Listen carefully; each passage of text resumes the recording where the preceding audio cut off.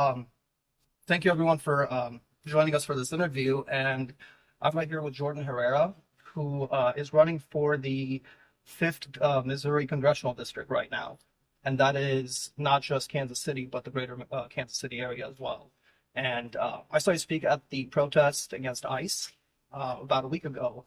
And that speech kind of interested me, so I want to get more of your campaign. And speaking of that speech, there's actually a little bit of an update concerning that and the protest. But from here, I'm just going to kind of pass it on to you and tell everyone about your background and just kind of introduce yourself. Yeah, I appreciate that, Andre. Yeah, my name is Jordan Herrera, and I am 38 years old, a resident here in Kansas City. I've been here since I was active duty military. I was assigned to Missouri back in 2011, and I've just decided to make Missouri a home. I think for a lot of veterans, we're of the same cut where you don't get to choose where you're planted, you only get to decide how big you bloom. And for me, I've made Missouri my home, and I've decided to really make this planter box just as big of a bloom space as I can make it. And truthfully, yeah, with my campaign and who I am, the moment is now. I think if you're interested in who I am as a person, it's just, for me, there is no other option. There needs to be decisive leadership standing up and answering the call. For me, it's always been an inherent duty, a responsibility to act, one that's not driven on egotistical pride or anything of the sort, but really a responsibility because you have the capability to do so. And I know for me, that's always been the case. Um, so recently, thank you for bringing up the resisting ICE protest in solidarity with Los Angeles. I was asked if I would be willing to give remarks during that rally and protest, and I'm so glad that I was.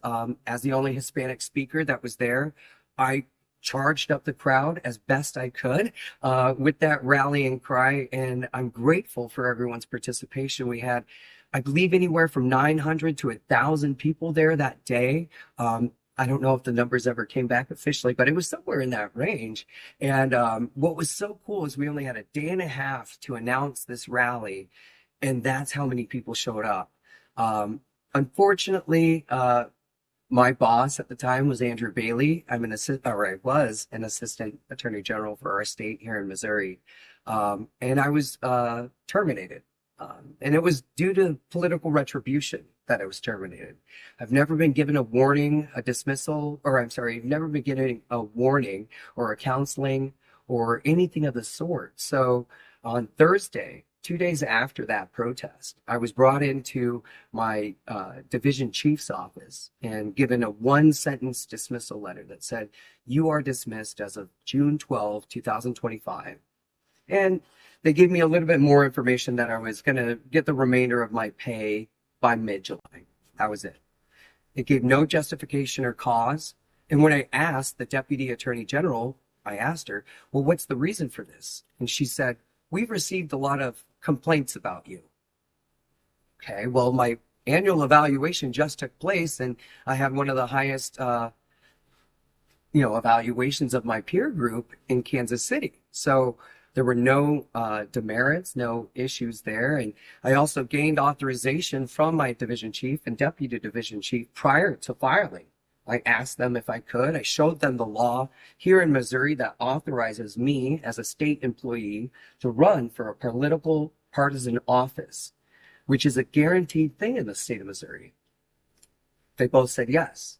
So to be fired for something when you've already cleared it through the Missouri Attorney General's office, and then you give a speech, and then you're fired for a political purpose, for me, this is completely against everything that I am as a disabled veteran. For me, this is 100% against everything that we as veterans fought for and defended our Constitution, right? This is constitutional rights 101. I stood up and exercised my rights to peaceably assemble, to exercise my rights of freedom of speech, and to protest what I believe is a tyrannical government. And instead, I was shown the door. You know, that's not how our government's supposed to work. You should not be at risk of job loss because you decided to exercise your rights. For me, that's just a little bit about what's motivated me today more so than anything else. I've always been, though, a defender of our Constitution. I joined our military when I was 19 years old, out in Nebraska, and I had never been on a plane, funny enough. So when I joined the Air Force, I didn't know what to expect. And the one word I kept repeating to myself was adventure. And, at 19 in 2006, I had no idea. I had never worked on mechanical devices, electrical devices, let alone in healthcare. And I signed up to be a biomedical engineer. Okay. And it was a challenge, but it was a rewarding challenge, one that I do not regret. And it's taken me all across the planet. I've learned so much about our globe and culture from multinational forces. And, it's just, I've seen what we have in this nation because I've served in other nations where those rights don't exist. It's important that we defend our Constitution with everything that we have. And actually, I also know that you attended the other more recent protest, the No Kings rally. That was in direct response to Trump's parade in celebration of the United States Army. According to what was released, also coincidentally was his birthday. How do you feel as a veteran who served about that display necessarily and just what happened that day? Well, I think like the majority of veterans, we are not Russia. We're not North Korea and we're not China. We're not an authoritarian regime. We don't have to impress on the world our military strength and power. We do that already through geopolitical stability that we deliver through soft power. That's done by our presence alone in the European theater and in the Asian theater. And the result is clear. There's been little to no war or tribulation since World War II throughout those continents. That's not to say that there hasn't been any, but we have not had another world war escalation in either one of those theaters because of our soft power presence. We don't have to have a parade. And also, I'm a firm believer in if you have to go into the room and tell everybody there that you're the leader, you're not the leader. So I think Donald Trump is doing something that is very unique and very damaging, not only to American prosperity, but also American security. We saw Army soldiers out there in costume and in parade that they were not prepared for. I think beyond that, I don't think they really wanted to be a participant of it. We saw that in some of their marches. I know, and just as well as every other veteran knows, how to march, and that you naturally fall in step. So to see squadrons and flights of, and I know those are Air Force terms and not Army terms, so I apologize. But if you see Army flights marching down the road and they intentionally fall out of step with one another, there's a purpose and a reason for that. They're sending a message. To see $48 million to be spent on such a wasteful thing that did nothing for American prosperity or security. Yet 1 in 4 military families have to survive on SNAP benefits to feed their kids. Why? I cannot understand that. I cannot justify it. I can't go to airmen and say, you don't deserve to feed your kids because the president wants a parade. I can't understand. I can't go to veterans today and say, you don't deserve to have the health care you need in the VA because the president wants to spend $48 million on a parade. Meanwhile, he cuts family caregivers from veterans in the VA. And that's not even accounting for the 80,000 VA workers he intends to cut in August of this year, beginning in August of this year. Okay, and actually, we're gonna revisit that because we obviously have a lot of veterans and people at in low income situations here in Kansas City, and I do want to get your take on that. But before we go on to that, tell me a little bit about your background, childhood, a little bit more about your work, not just in the military service, but also in the law office. for Missouri, and also just your community work Yeah, or stuff like that in general. sure. So a little bit about me, how I grew up, and it actually goes into my call to action. My call to action for my campaign has been to wake up the neighbors. And that's what I'm asking everyone to do, is to help me to wake up the neighbors to the problem. And where it comes from is from a very, very personal place. From the ages of 5 to 12, my parents, like millions of Americans, suffered with alcoholism. And unfortunately, my parents were also very young when they had us. They had 3 boys under the age of 25. They also were never provided the skill set necessary to learn how to raise such a young family on a shoestring budget. That being said, when they started to cope with the stresses of life by use of alcohol, it expressed itself through physical violence. And that physical violence then was not only taken out on each other as parents, but sometimes us as kids. We each had jobs as children, and I think that's true for a lot of kids who are in, alcoholic families. You sort of assign a job to yourself, and you don't mean to, it's just instinctive. For me, my job was to get in the fight and to break my parents up, to save my mom, to save my family. But what 6-year-old or 7-year-old can stop 2 full-grown alcoholics? So if I couldn't, and often I couldn't, my job was to get out of the house, sometimes barefoot, run across the street or to the nearest neighbor and bang on the door to wake them up and use their phone. Get the police there and let them know what was going on inside my house, again, to stop the fighting and save my family. Wake up the neighbors. Do what others are not doing. That's the point. That's where the call to action comes from, because just like I was that kid dealing with violence in my own home, there's violence in our streets. There's violence in homes in America. There's violence in DC, in the White House. And we have to stop it. And the only way to do that is to go out there. And sometimes, you do have to run barefoot. And maybe it's knocking, sometimes it's banging on the door. But you've got to wake up the neighbors. That's the only way to get this done. It's all about community. And I'm glad you asked about what I did before this. So before this, while I was in high school, I was a huge active person in my local town. I was in cross country. I've always been a runner, and I took that into the military. I was a running coach. I was a PTL. Fortunately, my military career provided me a lot of awards. I had won Airman Non-Commissioned Officer of the Year and Senior Non-Commissioned Officer of the Year multiple times throughout my career. I had won the John Levitou Award for Leadership, which you only get as the top graduate in your non-commissioned officers class. But beyond that, in my military accomplishments, while I was stationed at Scott Air Force Base, I partnered with the American Cancer Society for 3 years and raised money for them. The reason why is because my uncle was dying of cancer, and unfortunately, he would lose his battle.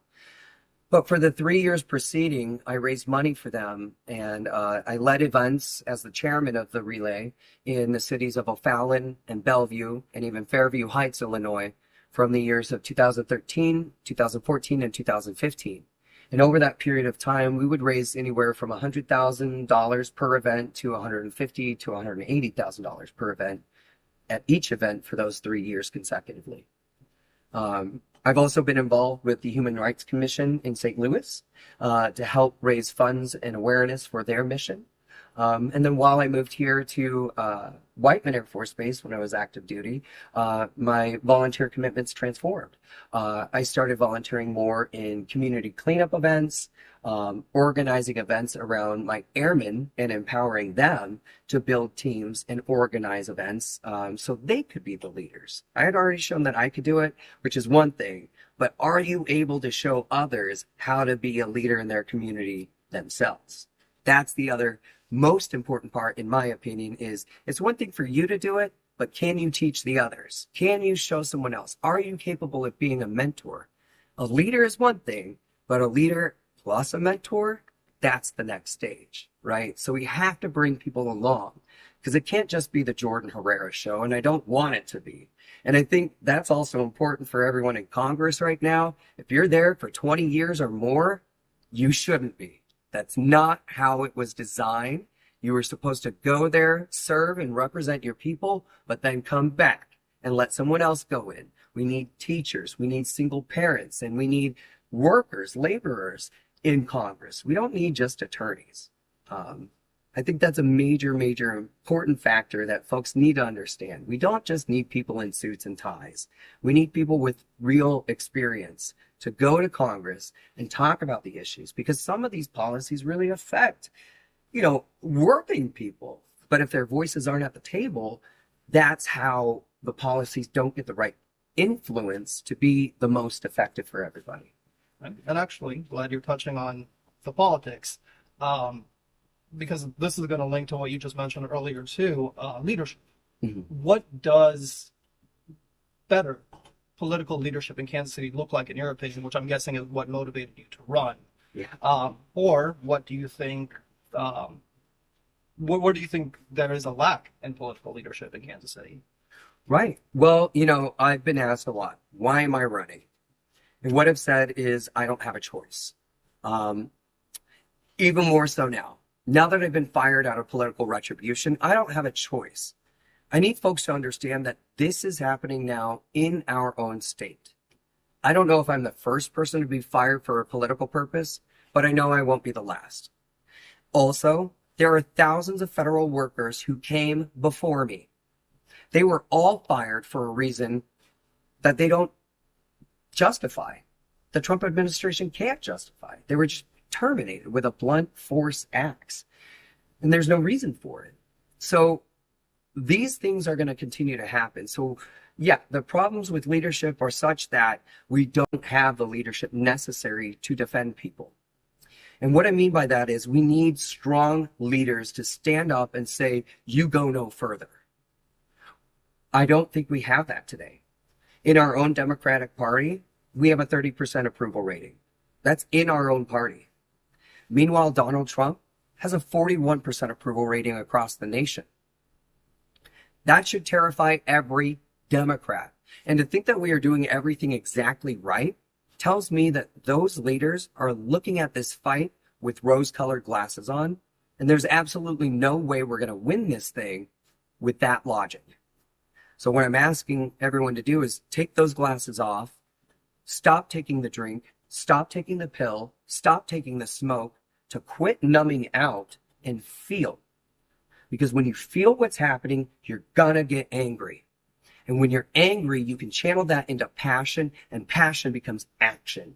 And we can do something then. But I need you to get angry. I need you to feel what's happening. More importantly, Democrats today need to understand who they're sending into office. We can't send, like our current congressman, back into office if he's unwilling to write legislation for women's reproductive access. In the 20 years that our current congressman has been in office, there's not been a single bill that he's offered to ensure that women have that access. And as a Democrat, we can't afford that. Furthermore, there's not been a single bill offered to protect LGBTQ people.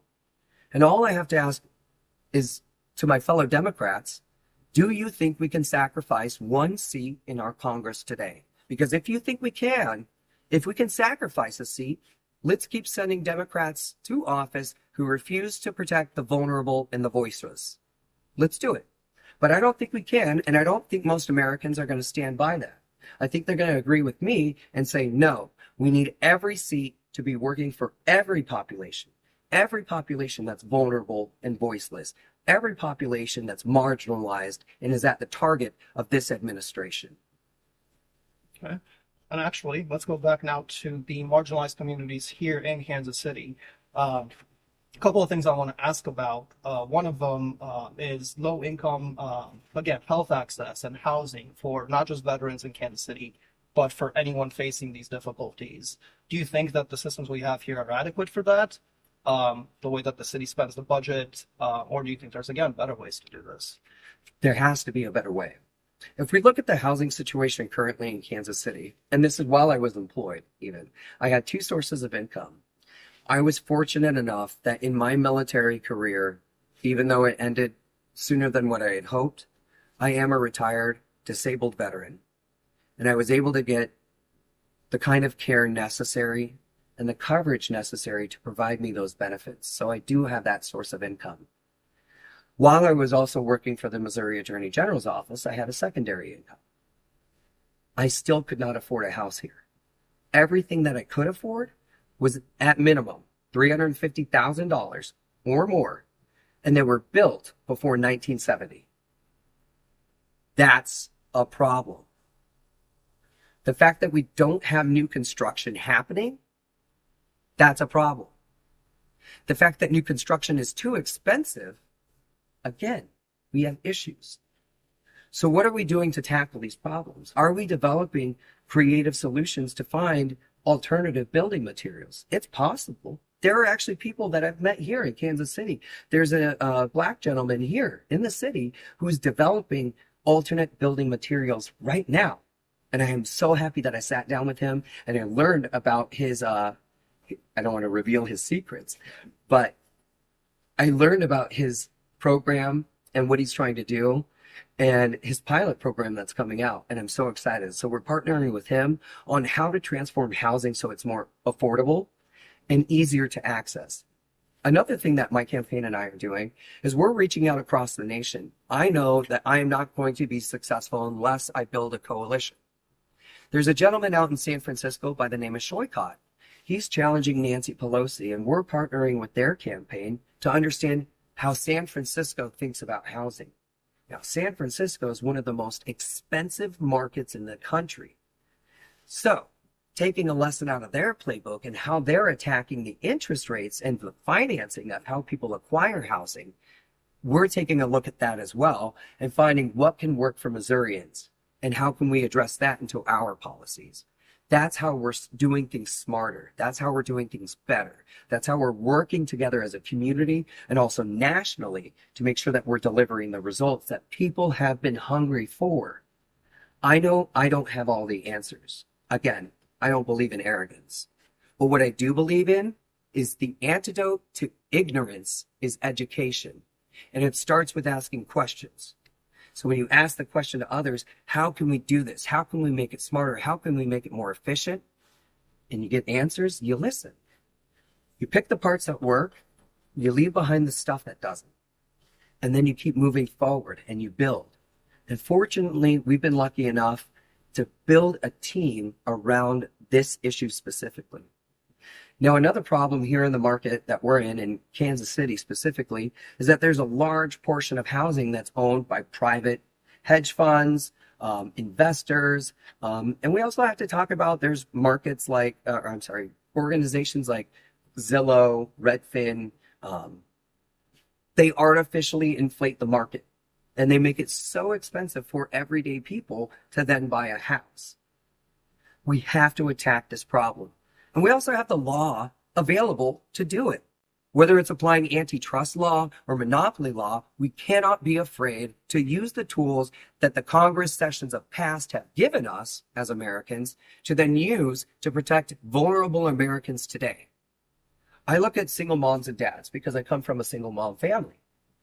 What single mom can afford a house today for her kids? Better yet, what single dad for his daughters? It's impossible. What young college graduate can actually do this? My point is this, and the way I see it is this.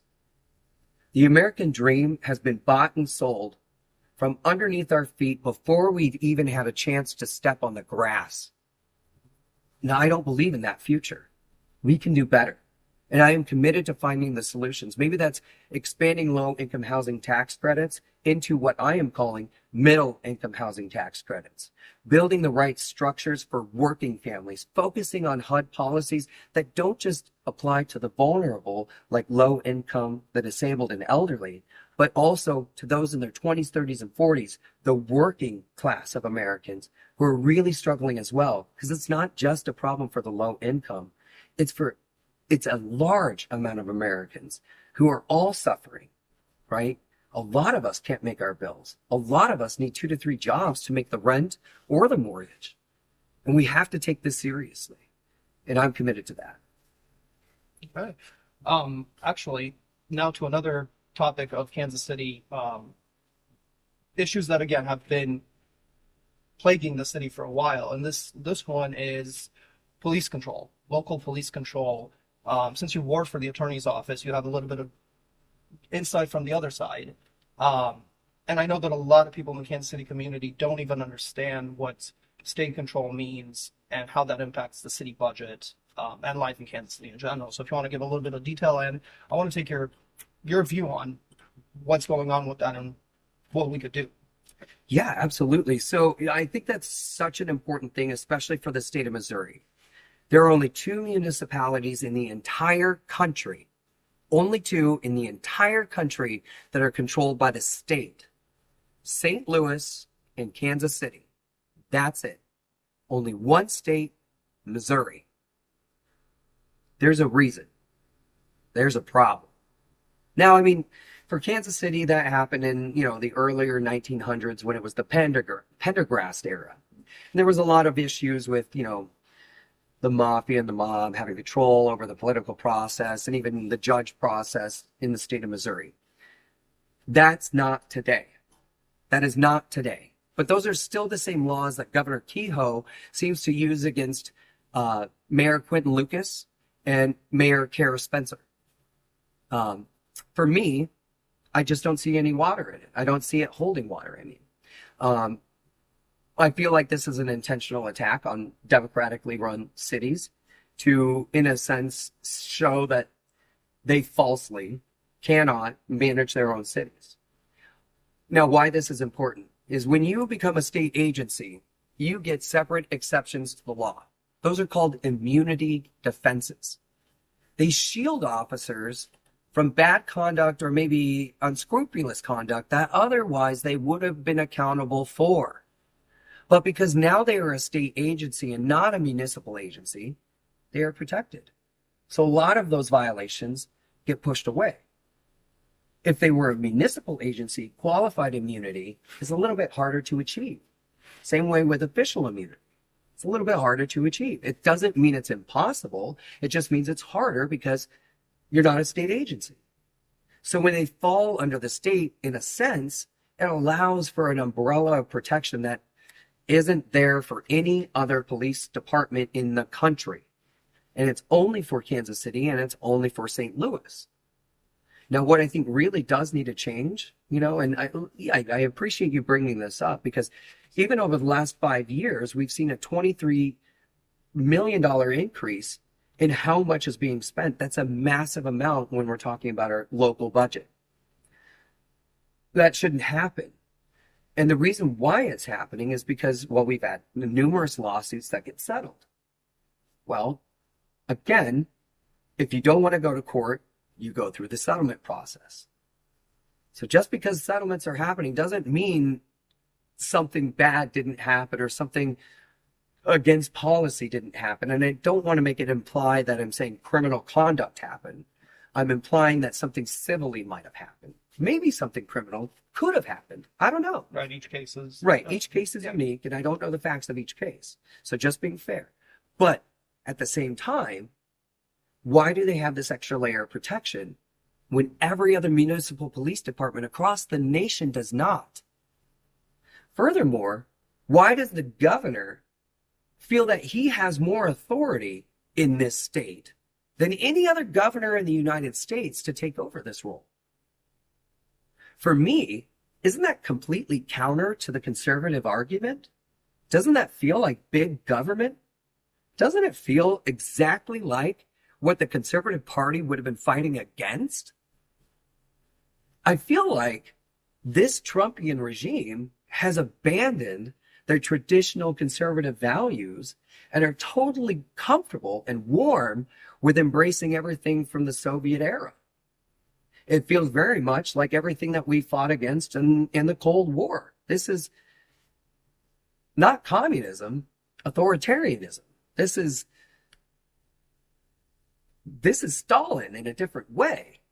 He's not murdering people yet, but let's be clear, your rights are under attack. Your civil liberties are under attack. And although like there are political firings happening across the nation, whether at the federal or at the state level, please make no mistake, it does not stop there. And even with our police, there is a purpose and a cause for the governor shielding and protecting these agents. And I think it's even more important, because our governor was only one of two across the nation. That's important. Only two governors across the nation, Kehoe and Governor Abbott in Texas, proactively, as a precautionary measure, activated the National Guard against protesters before they even arrived.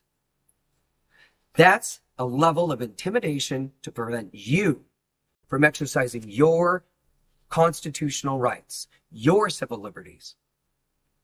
That's what we are facing. That's the attack today. And I'm not going to stand for it. And actually, I think this is going to be probably the last question, which comes back to exactly that. The consequences of you standing up for your rights, for being able to exercise your First Amendment right to free speech at that protest, and the consequences of losing your job. It's kind of an obvious question, but would you do it again? And was it worth facing that consequence? I pulled up a poem here that I'm just going to read just 2 paragraphs out of it, because this is how I look at anything like trial or tribulation. To answer your question, first, I've served my nation for 16 years, just under 16 years. At 19 years old, I signed a blank check. However, in the amount line, I wrote my life. For 42 months, I served our nation in the desert. I served during operations Iraqi Freedom and Enduring Freedom. I've unfortunately had to witness a number of my friends take their own lives. And I've had to watch a number of them also lose their health care. I myself am a survivor of combat trauma and PTSD, and I'm a survivor of suicide itself 3 times. I've made great sacrifices for this country.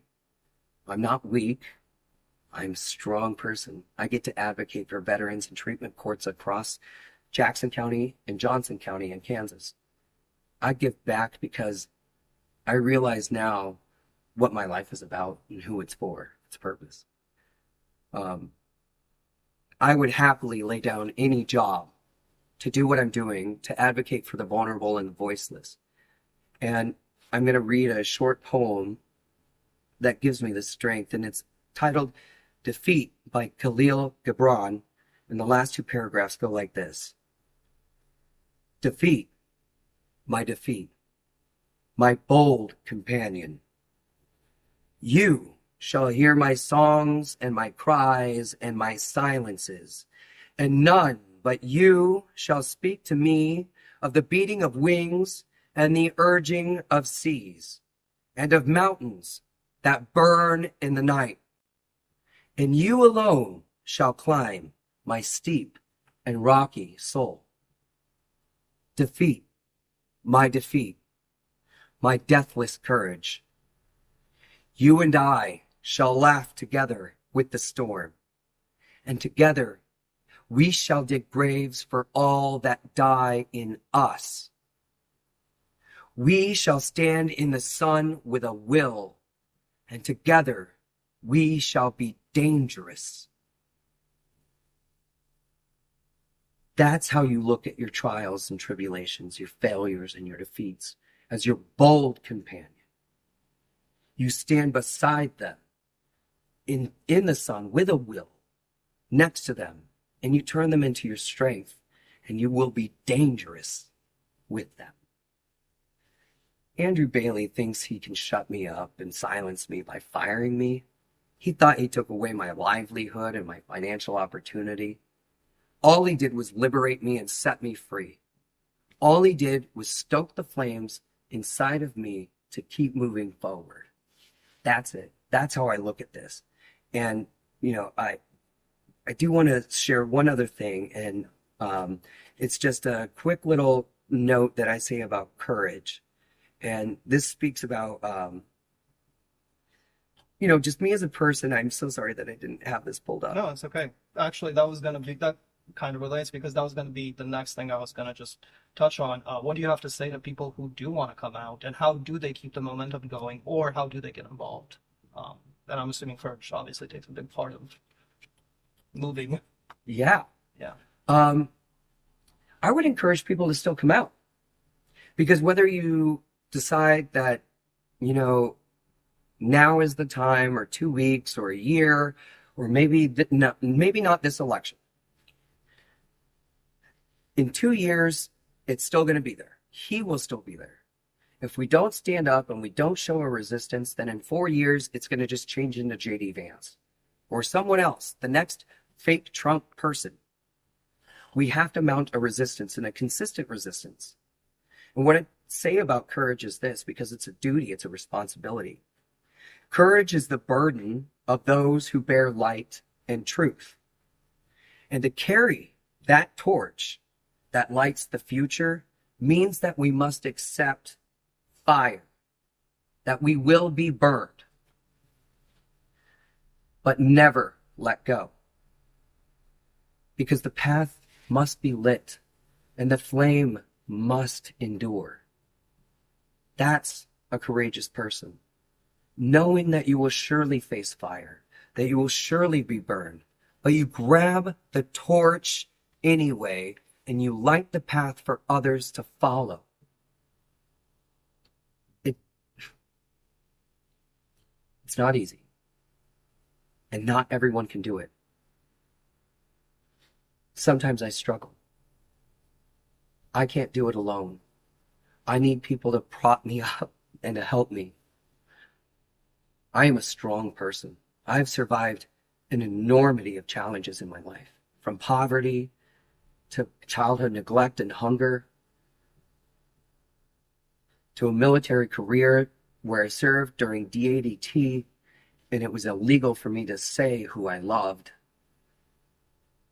I've made sacrifices for these freedoms. A job doesn't matter to me.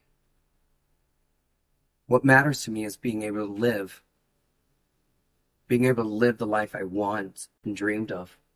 One that I don't hurt other people in, but I'm just happy. Thank you. Yeah. Yeah, I think that kind of sums up all my questions at least. So yeah, if you actually have anything to kind of say in closing or anything to touch on, like upcoming plans, upcoming events, or how people can engage with you actually. Yeah. I appreciate that. So we are working with a group who has decided to host an event for me to get my message out there. I believe we're going to be at the River Market somewhere around June 27th. So if you follow Herrera for Congress on social media, we're on Facebook, Instagram, Blue Sky, Threads. Follow us on social media. There'll be more information coming out about that event. I think it's going to be on June 27th. And then sometime in mid-July, we are organizing an event built on unity, love, and most importantly, hope. I think it's really important for us as Democrats, especially those as protesters and activists. We do a great job about telling Americans why they should resist Trump and why they need to be aware of the issues. But we also need to show them the path forward and give them a reason to hope. We need to show them the path that we are leading them down and the future that is bright and possible for every American. So in mid-July, we're working on an event specifically to that. Hopefully it will coincide with the John Lewis Good Trouble event. Because we need to hear messages of hope and encouragement just as much as we need to hear those same messages about fighting fascism and fighting against a tyrannical government. Awesome. Well, I think that's pretty much it for me. And again, thank you for allowing me to ask you all these questions today. I appreciate it, Andre, and thank you so much, truly. And if anyone else is interested in volunteering or helping to support me or getting involved in general, look, I said I'm a mentor as well. I want to show you how to run for office and exactly what I'm doing. This is not the Jordan Herrera show. It can't be. We're a collection of so many millions of Americans, and there are so many open seats in the county, in the state, in the city government. I'll show you what you need to do to run for office. So give me a call. My phone number's online. You can connect with the campaign, volunteer with us, donate to the campaign. Please, we need a little bit of help there. So if you buy me a coffee, please donate $5, and I'll show you exactly what you need to do to get involved and make a difference.